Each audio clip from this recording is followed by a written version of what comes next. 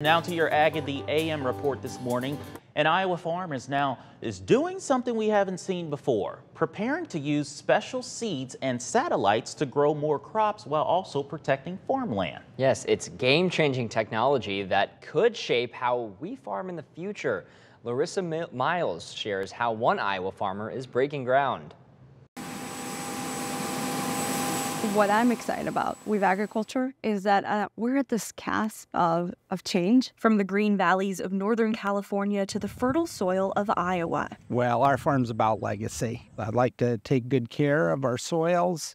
I'd like to leave things intact better than I found them for the next generation. And these seeds could do exactly that. They're so-called smart seeds, engineered in a lab. It is essentially accelerating natural processes because we have better technology, kind of like software and hardware. Just the plants are the hardware in this case. Interplant, a California company, created the seeds that tell farmers when their crops are in trouble, under attack by stress, disease, and bugs. It works by altering the seed DNA through genetic coding. And that line of code then tells them when you're reacting to pressure or stress, start producing a new protein that then creates an optical signal. That visible signal is the plant leaves glowing in the dark. And we can see that optical signal from anywhere from satellites to drones to tractors in the field.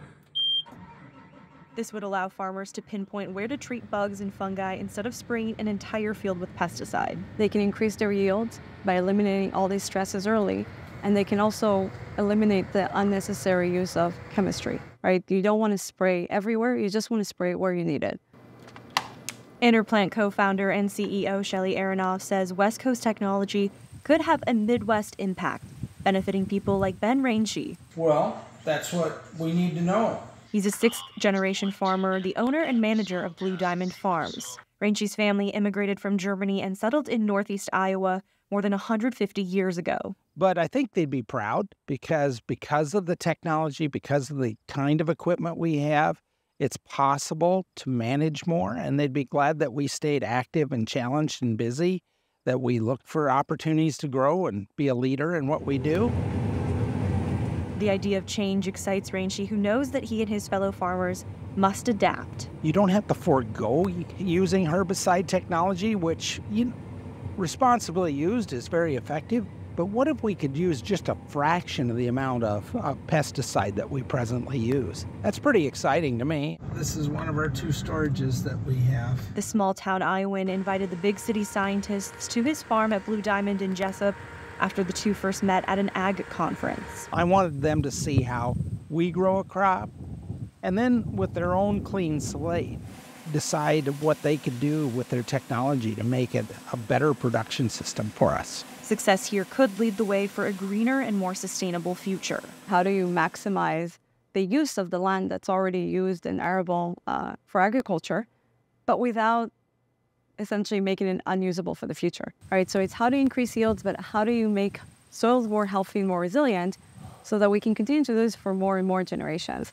A new generation of farming where tradition embraces technology to produce more and feed more. I have a little Iowa pride myself since I'm an Iowa farmer.